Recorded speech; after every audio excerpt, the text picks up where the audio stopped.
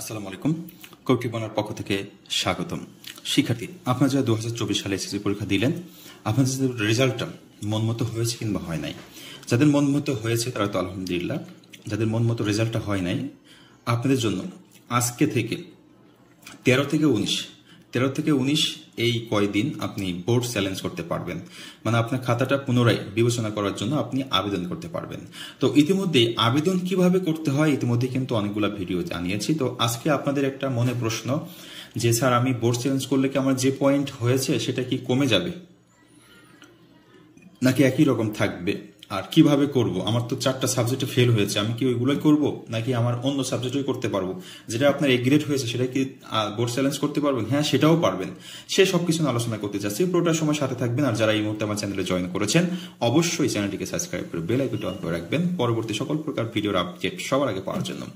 শিক্ষার্থী কিন্তু প্রথমে বলতে চাই যে আপনি আবেদন করতে পারবেন 13 থেকে 19 তারিখ, এর ভিতরেই আপনাকে করতে হবে যদি আপনি ফলাফল পুনর্লিখন করতে চান। এখন কথা হলো, স্যার আমি ফেল করেছি। হ্যাঁ, আপনি যে কটা সাবজেক্টে ফেল করছেন সেগুলোর জন্য আবেদন করতে পারবেন। যেমন দেখেন, আপনাদের একটা রেজাল্ট দেখায়। একটা স্টুডেন্ট মনে করেন যে সে এক সাবজেক্ট কিংবা 2 সাবজেক্টে ফেল করেছে। হ্যাঁ, যেমন এটার কথাই চিন্তা করে দেখেন, এই সাবজেক্টটার এই স্টুডেন্ট এই সাবজেক্টে ফেল করেছে 19-23, এটা FTF। সে এই সাবজেক্টে কি করতে পারবে? বোর্ড চ্যালেঞ্জ করতে পারবে। আবার দেখেন, দুটাও হইতে পারে, কিন্তু 9-এ যদি আপনাদের ফেল হয় আপনি কিন্তু বোর্ড চ্যালেঞ্জ করতে পারবেন না। হ্যাঁ, 9-এ যদি ফেল থাকে, হ্যাঁ, তাহলে আপনি যদি পরপর 2টা সাবজেক্টও হয়, আপনি 2টা সাবজেক্টের জন্য বোর্ড চ্যালেঞ্জ করতে পারবেন। যেমন একটা খেয়াল করেন যে 19-23 আর 19-25 এই 2টা সাবজেক্টে তার খারাপ হয়েছে।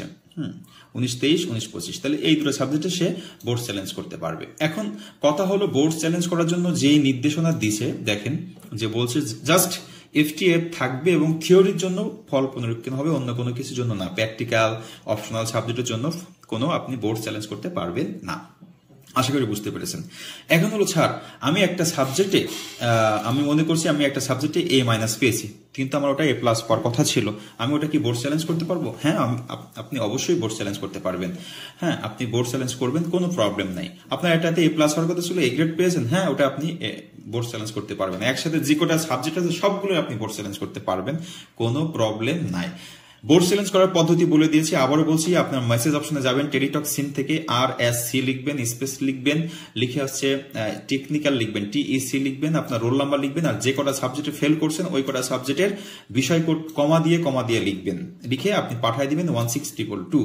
তারপর একটা আপনার মেসেজ আসবে, আপনি কত টাকা খরচ হবে, তারপর আপনি ওই টাকাটা ব্যালেন্স ভরে নেবেন, নিয়ে আবার লিখবেন RHC space yes space contact number. আপনার যে মোবাইলে মেসেজ আসবে যে রেজাল্ট পরিবর্তন হওয়ার, ওই ফোন নাম্বারটা দিবেন, দিয়ে পাঠিয়ে দিবেন 16222 এই নাম্বারে। ওকে, আর এখানে বলা আছে এক এক সাবজেক্টের জন্য আপনার 150 টাকা করে কাটা হবে। শিক্ষার্থী কিন্তু তাহলে কয়েকটা বিষয় আমরা জানলাম যে কিভাবে মেসেজ করতে হবে, কোন সাবজেক্টের জন্য কিভাবে করতে হবে। আপনি যদি রেজাল্ট আসে ওই সাবজেক্টেও আপনি বোর্ড চ্যালেঞ্জ করতে পারবেন, কিন্তু রেজাল্ট আপনার কমবে না। ওকে শিক্ষার্থীবৃন্দ, সবাই ভালো থাকবেন, সুস্থ থাকবেন, কবিটি বাংলার সাথে থাকবেন। পরবর্তীতে কলেজ ভর্তির সকল প্রকার আপডেট সবার আগে পাওয়ার জন্য সাবস্ক্রাইব করে বেল আইকন অন করে